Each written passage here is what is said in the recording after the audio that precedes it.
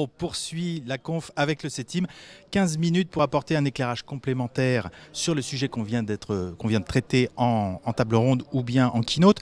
Combler le fossé entre French Tech et French Fab est une nécessité pour rendre l'industrie plus compétitive. Et il existe des initiatives pour faire des ponts, créer des ponts entre ces deux mondes. C'est ce qu'on va voir tout de suite avec nos deux invités. D'abord Christophe Garnier, directeur de la communication du CETIM. Bonjour. Et puis Laurent Couillard, dirigeant de eNews. Alors Christophe Garnier, c'est vrai, il y a vraiment un fossé entre la Fab et la Tech. C'est deux mondes qui sont étrangers l'un à l'autre. Alors, je ne suis pas forcément le mieux positionné pour affirmer ce fossé. Ce qui est certain, c'est qu'effectivement, on a deux mondes qui ne progressent pas forcément à la même vitesse ou qui n'ont pas forcément les mêmes points de convergence. Dans la droite ligne de ce qu'on fait au CETIM depuis presque 60 ans maintenant, donc qui est de contribuer au progrès technique et organisationnel de l'ensemble de la mécanique, des PME de la mécanique française.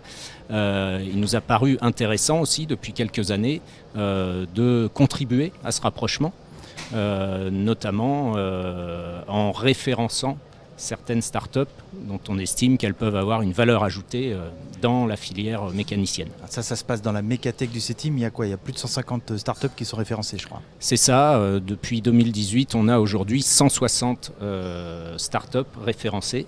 C'est accessible sur le site cetim.fr dans la rubrique mécatech et chaque startup se présente donc en ligne sur la mécatech. Et alors, le CETIM a un rôle d'intermédiation, on l'a bien vu, entre les entreprises mécaniciennes, PME et ETI, et puis les startups. Et c'est pour ça qu'il a créé un événement qui s'appelle le Forum Innovation. De quoi s'agit-il ? Tout à fait. Donc le Forum Innovation, l'idée, c'est de continuer à contribuer à ce rapprochement ou à cette mise en relation entre start-up et PME mécaniciennes. La première édition a eu lieu en présentiel à Senlis fin 2018. À l'époque, on a réuni 60 start-up, 150 PME mécaniciennes. Et ça a été un vrai succès. Chacun peut jauger de la valeur ajoutée qu'il peut apporter à l'autre, des solutions qu'on peut mettre en œuvre dans l'industrie. L'idée cette année, donc, c'est de le renouveler. Alors, lorsqu'on est parti sur ce projet, on ne connaissait pas bien la suite des conditions sanitaires. Donc, on a eu le parti pris de faire entièrement en virtuel pour donc cette année, le 30 novembre 2021, refaire cet événement. Donc, cette fois-ci, non plus avec 60 startups, mais avec 160 potentiels. Et on espère que ça va attirer un grand nombre de PME. Alors, donc c'est une grande progression. Concrètement, ça se passe comment? Dans ce forum-là, il y a quoi? Il y a des pitchs, il y a des... C'est ça, donc on l'a organisé entièrement en distanciel en partenariat avec Laval Virtual. Donc ça prend une forme, pour employer les mots du moment, de serious game. Chacun peut se créer son avatar. Et puis il y a des sessions de pitch. Et en dehors de ces sessions de pitch, il est à l'équivalent de stand où chacun peut circuler. Chaque avatar peut circuler, se rencontrer, s'interpeller et puis approfondir une relation comme on le ferait en présentiel, comme c'est le cas actuellement à Global Industries. C'est se voir sans se voir. C'est se voir sans se voir. Mais bon, c'est du numérique, ça va très très bien avec la French Tech et avec la French Fab. Tout à fait. Question, il y a aussi des challenges pendant ces forums? Tout à fait. Donc ce forum innovation, la première édition a été organisée en partenariat étroit avec Poquelin Hydraulics. Poquelin Hydraulics a souhaité à cette occasion parrainer un challenge. Donc en 2018, 3 startups ont été primées. Et Poquelin travaille aujourd'hui avec 2 de ces 3 startups, comme quoi voilà, y a vraiment de quoi faire entre des solutions qui peuvent apporter de la valeur ajoutée, des solutions développées par des startups qui peuvent apporter de la valeur ajoutée dans l'industrie mécanicienne au quotidien.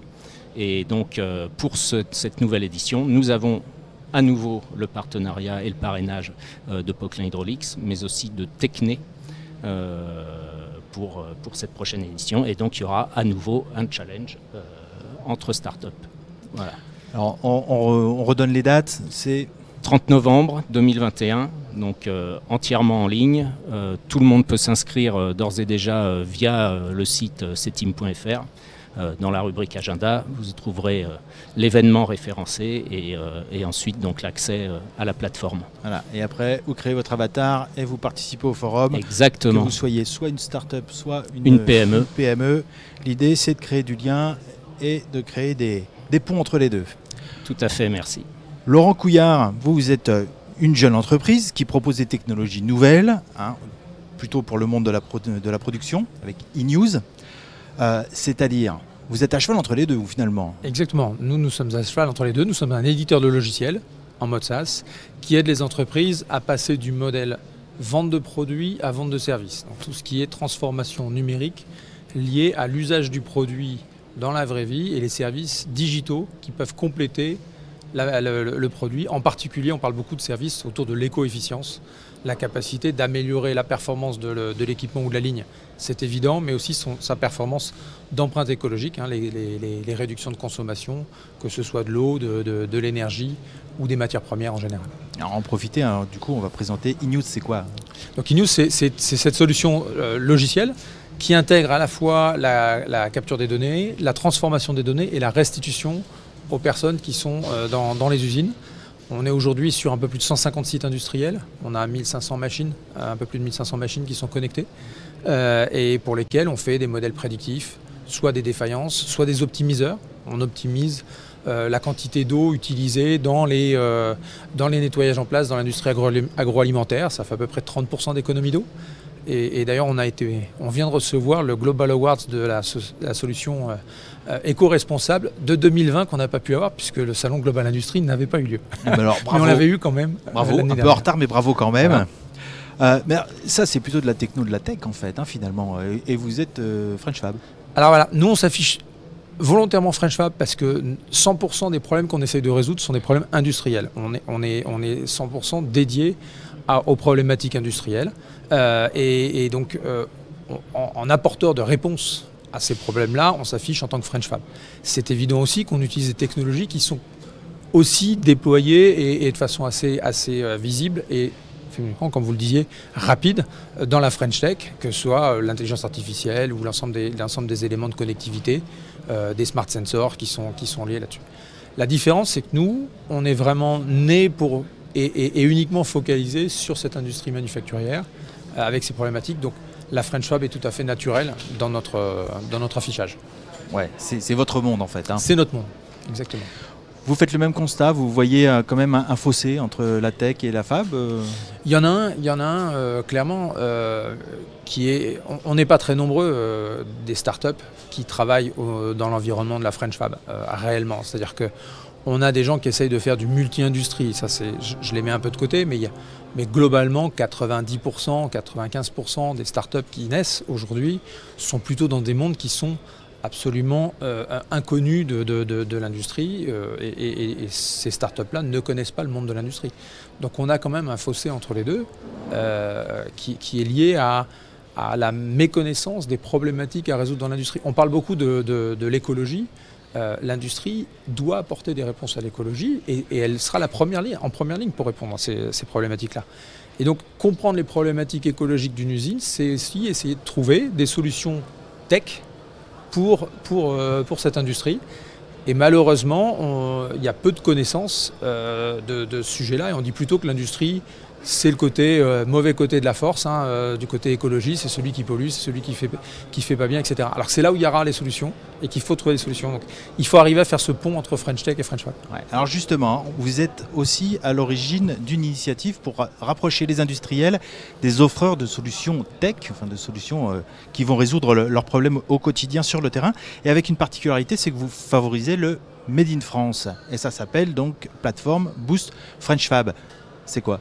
Exactement. Boost French Fab, c'est né du plan, avec le plan France Relance. Le plan France Relance, il est clairement exposé qu'on veut chercher à renforcer le tissu industriel français et qu'on veut renforcer la position des PME et des ETI françaises sur ce secteur-là, avec une dimension écologique. C'est-à-dire l'empreinte écologique, on en profite pour faire un saut quantitatif de tout le tissu sur le sujet écologique. Et donc, à ce titre-là, on s'est posé la question comment on met en relation des gens qui ont un certain nombre d'idées sur le sujet et des porteurs de projets qui ont les besoins. Et c'est de là qu'est né Boost French Fab. C'est un moyen de faire apparaître la relation et la mise en relation, le matching, pour parler tech, c'est du matching entre des porteurs de projets et des offreurs de solutions qui ont cette démarche de création et d'innovation.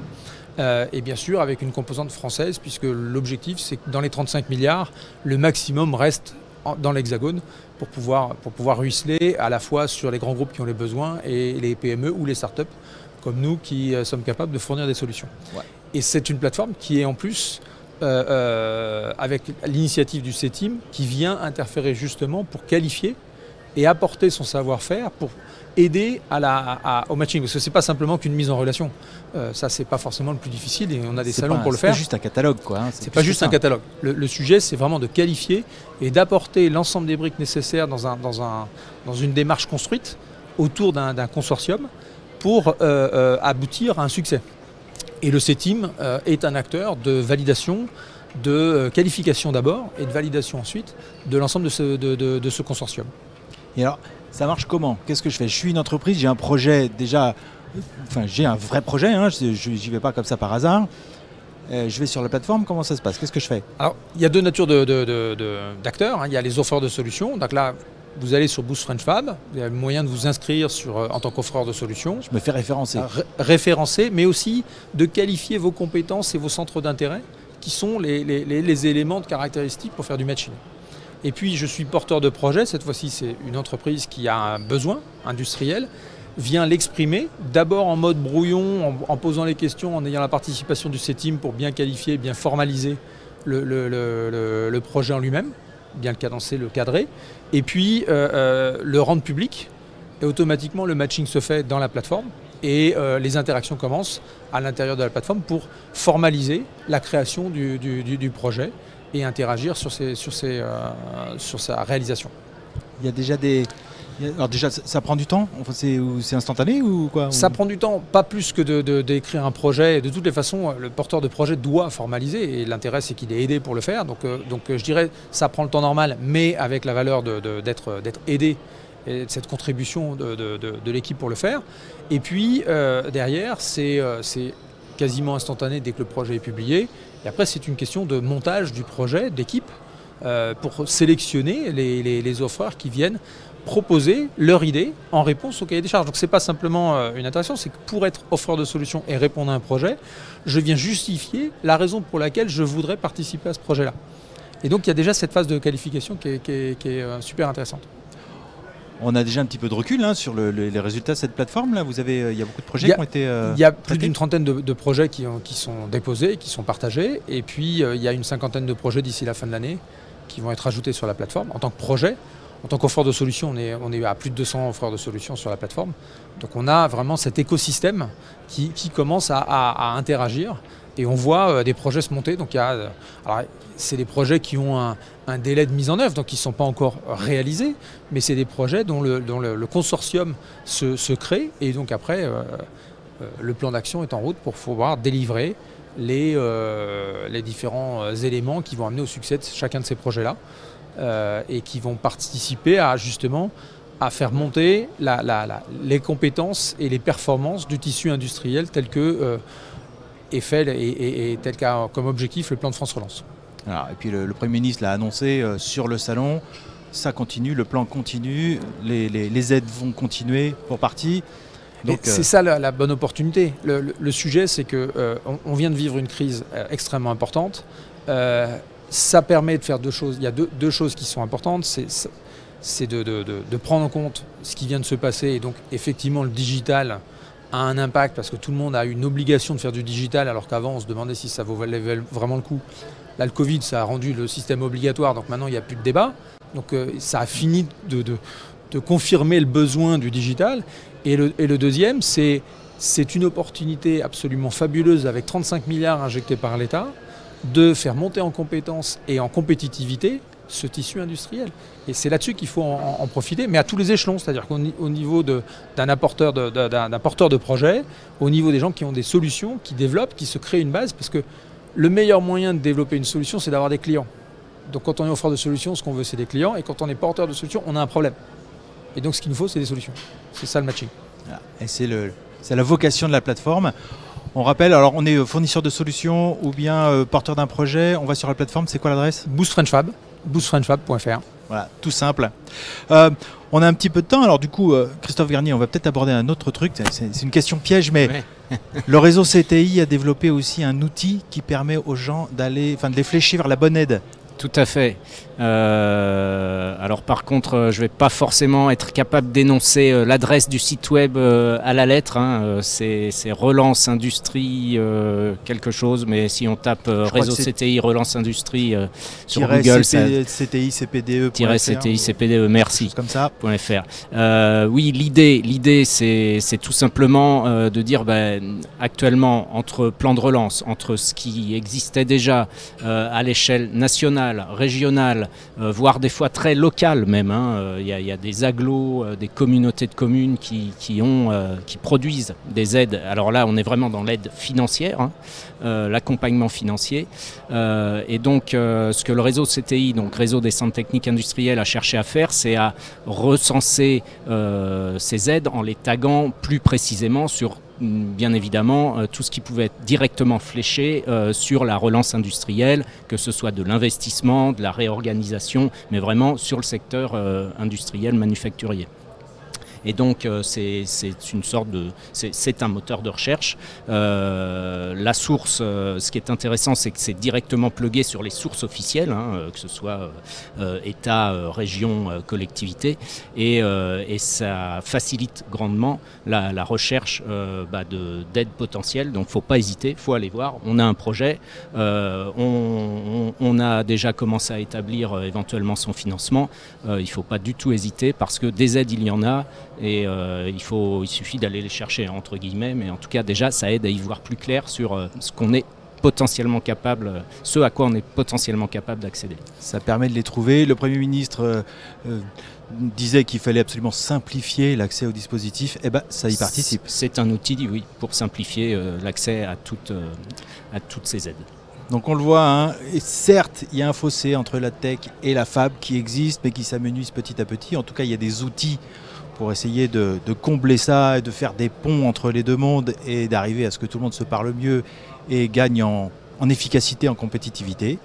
Allez voir Boost French Fab, le forum innovation, le réseau CTI et son outil moteur de recherche. France Relance-CTI CPDE.fr je crois. Relance Industrie. Relance Industrie. Allez, à confirmer, justement, allez sur les sites et puis voyez ce que ça donne.